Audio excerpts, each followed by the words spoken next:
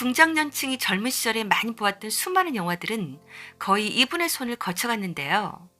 그가 우리에게 준 젊은 날의 추억에 대해 감사드리며 그를 잠시 추모하는 시간을 갖고자 합니다.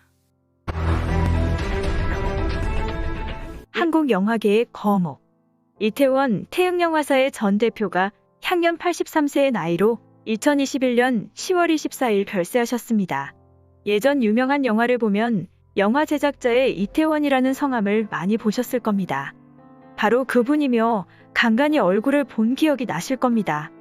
흥행 승부사이기도 했던 이태원 대표를 빼고 1980년대부터 2000년대 초반까지의 한국 영화사를 거론하는 건 어렵습니다. 건설회사 겸 미군 군납업체를 하며 돈을 벌어 1983년 태흥영화사를 차려 36편의 영화를 만들었습니다. 이태원 대표는 80년대 중반까지만 해도 어우동, 뽕 등 성인 관객들이 좋아할 영화를 제작했죠. 이후 첫사랑 영화의 교본 같은 기쁜 우리 젊은 날, 이규영 감독을 발굴한 청춘 스케치, 신인을 대거 발탁한 장군의 아들 등 젊은 관객층을 아우른 흥행작도 배출했습니다. 그리고 아재아재 바라아재, 경마장 가는 길, 서편제, 화엄경, 태백산맥, 춘향견, 취화선 등 도전적인 소재도 마다하지 않았습니다. 이렇게 우리나라 영화 발전에 지대한 공을 세운 고인의 파란만장한 인생과 안타까운 사인에 대해 전해드립니다. 이태원 대표는 일제강점기인 1938년 평양에서 출생했는데 상당한 부잣집에서 태어났습니다. 부친이 평양에서 여러 사업을 했고 서울에도 집이 있었는데 이태원 대표는 서울에 있는 미동초등학교를 다녔습니다. 형제가 무려 13남매나 되었는데요. 안타깝게도 그는 서자였습니다. 그는 어릴 때 친모가 집을 나간 뒤 서름을 겪기도 했는데 6.25가 터진 뒤 피난 중에 길을 잃고 가족과 떨어지면서 더욱 어려움을 겪게 되었습니다. 부산 국제시장에서 좌판 벌려놓고 작물을 팔다가 형을 만나 간신히 중앙중학교에 들어갔고 졸업을 한 후 무작정 서울로 상경해서 일산 의정부 등지에서 열리는 5일장에 물건 나르는 일을 하며 생계를 유지했습니다. 그러다 한때 어지러운 시대 상황에 휩쓸려 정치깡패 조직에 몸을 담기도 했습니다. 1959년 우연히 만난 무역업자가 영화 제작을 권유하면서 그의 첫 영화 유정천리가 탄생했으나 흥행에는 실패했습니다. 그렇게 영화판을 한동안 떠납니다. 박정희 전 대통령이 군대의 무력으로 정권을 장악한 5.16 이후 대부분의 정치 깡패들이 체포되는 가운데 어렵게 살아남았는데 그때의 정보를 살려서 건설업자로 전향해 활동합니다. 1967년 조직에서 만난 선배를 통해 군납구조에 눈을 뜨게 됐고 공사 납품반에 끼어서 공사를 따주고 커미션을 받다가 태흥기업이라는 회사를 인수해 사장이 된 것입니다. 1973년 의정부에서 빌딩을 운영하던 친구가 망하자 이를 인수하게 되었고 마침 건물에 있던 극장을 운영하면서 다시 영화계와 인연을 맺게 됩니다. 이때부터 그는 특유의 뚝심과 사업수완으로 경기 강원 지역에 영화 배급을 시작했습니다. 당시 영화법은 영화사를 20개로 제한하고 이 20개 영화사에서 한 해 동안 한국 영화 4편을 만들면 외국 영화를 수입할 수 있는 권리가 주어졌습니다. 이렇게 4편을 채우기 위해서 한국 영화의 상당수가 건성으로 만들어졌고 대부분의 영화 제작자들은 외화 수입으로 큰 돈을 버는 상황이었습니다. 이태원 대표는 1984년에 부도 직전에 태창영화사를 8억에 인수해 태흥영화사를 만들어 본격적으로 영화 제작과 수입에 나섭니다. 그는 터미네이터, 에일리언 등 외화를 수입해서 돈을 벌게 되지만 이장호, 이두용, 배창호 등 80년대 대표 감독들의 영화를 제작하기도 했습니다. 80년대 중반의 영화들은 배우들이 아무 맥락 없이 벗는 삼류 영화가 대부분이었습니다. 그러나 안성기 씨, 이보희 씨가 주연한 어우동은 달랐습니다. 스토리는 정교했고 배우 연기도 다른 영화와는 차원이 달랐습니다. 무엇보다 이보희 씨가 입은 한복이 눈부셨습니다. 우리 한복이 이렇게 예뻤나 싶을 정도였습니다. 이 영화를 제작한 분이 바로 이태원 대표입니다. 그 시절 많은 한국 영화가 돈 되는 외국 영화를 수입하기 위한 쿼터 충당용으로 날림 제작되고 있었는데 이태원 대표는 이래선 안 된다며 제작비에 인색하지 않겠다고 다짐합니다. 그래서 이보희 씨가 입은 한복만 해도 최고 전문가를 찾아내 만들었습니다. 총 제작비가 당시 평균의 2배 넘게 들었다고 해요. 이태원 대표가 활발하게 활동하던 1990년대에는 박철수 감독의 오세암, 장선우 감독의 경마장 가는 길, 화엄경 등의 많은 작품을 만들었습니다.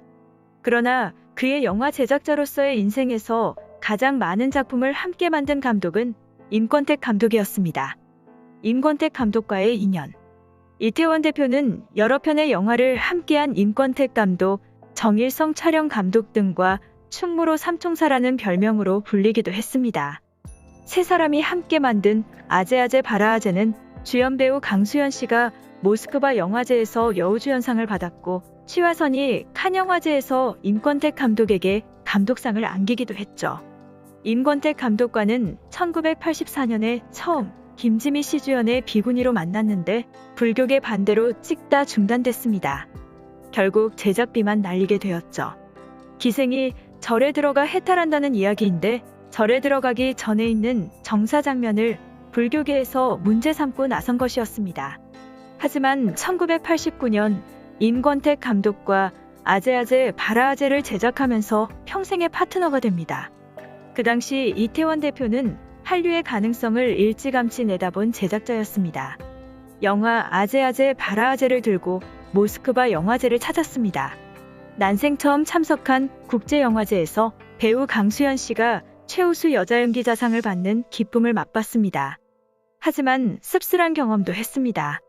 한국 영화에 관심을 가져달라며 국제영화제 집행위원들을 식사에 초대했는데 단 한 사람도 오지 않았습니다. 그에게 국제 무대에서 한국 영화의 초라한 위상을 각인시킨 사건이었죠. 이듬해 1990년에는 공전의 히트작 장군의 아들을 임권택 감독과 함께 찍었습니다.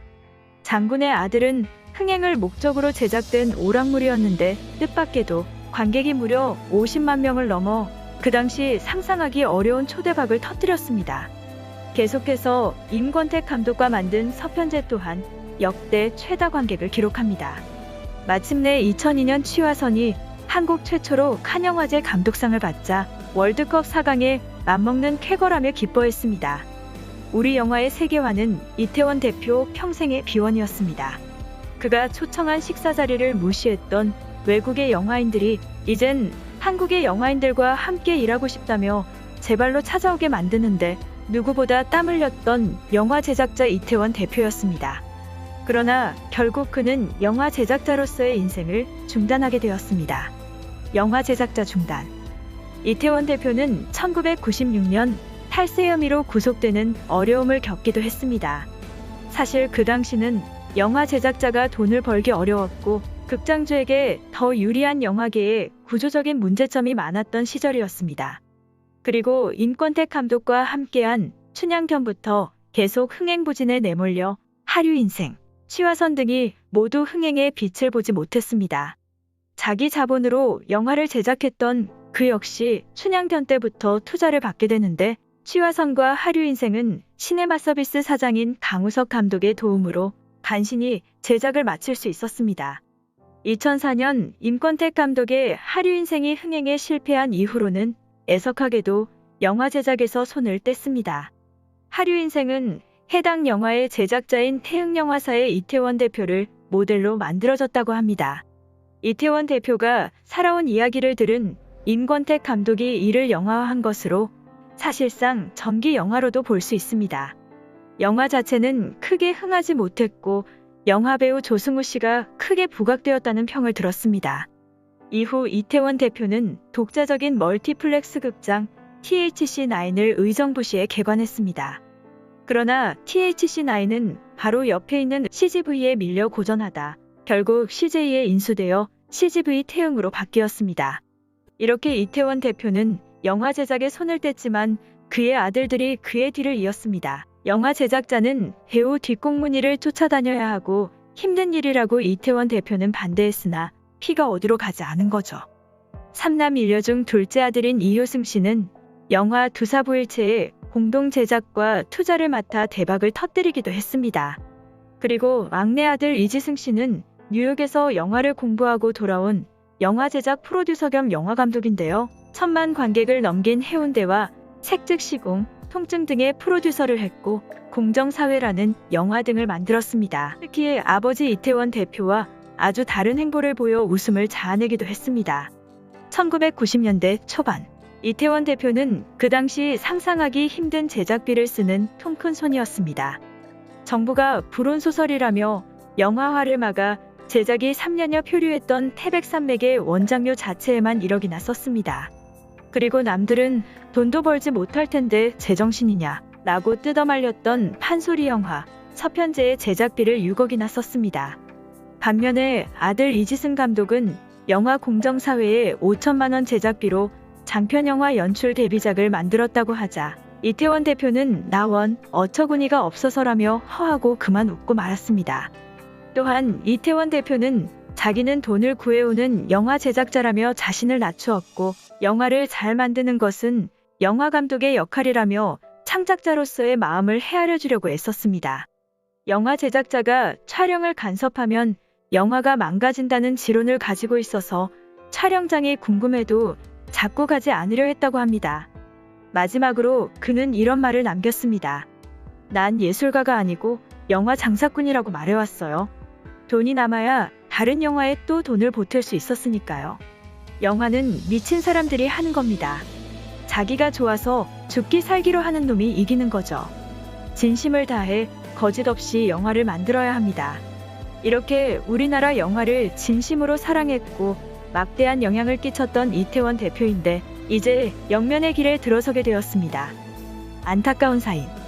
한편 이태원 대표는 너무나 안타깝게 돌아가셨습니다. 2020년 5월 낙상 사고를 당한 후 의식이 없는 상태로 무려 1년 7개월가량을 중환자실에서 입원 치료를 받아왔습니다. 그러다 결국 뇌출혈로 2021년 10월 24일 별세하신 것입니다. 고인이 한국 영화계의 원로로 활동해온 만큼 그의 부고 소식에 충무로 삼총사였던 임권택 감독과 정일성 촬영 감독을 비롯해 임상수 감독 등 많은 영화인들이 빈소를 찾아 그를 추모했습니다. 또한 고인이 마지막으로 제작했던 그의 자전적 영화 하류인생에서 함께했던 주연배우 조승우 씨와 김규리 씨, 그리고 최민식 씨, 신현준 씨 등 영화 배우들의 조문행렬이 이어졌습니다. 영화 하류 인생은 안타깝게도 흥행하지 못했지만 이태원 씨의 인생을 연기했던 조승우 씨는 이 영화를 통해 신들린 연기를 하며 그 존재감을 드높여 그 후 승승장구했습니다. 그래서 조승우 씨의 감회는 남달랐을 것 같아요. 이태원 씨의 분신인 듯 얼굴도 묘하게 닮아 마치 자기 자신이 나이 들어 죽은 듯한 느낌, 자기의 분신이 떨어져 나간 듯한 그런 슬픔을 맛보지 않았을까 합니다. 이태원 님이 우리나라 영화 발전을 위해 바친 헌신과 열정에 깊은 감사를 드리며 삼가 고인의 명복을 빕니다. 댓글을 달아주시면 추첨을 통해 35,000원 상당의 닥터코스 형성 컨트롤 물광 마스크 크림을 선물로 드립니다. 자세한 내용은 설명란이나 고정 댓글란을 참고해 주세요.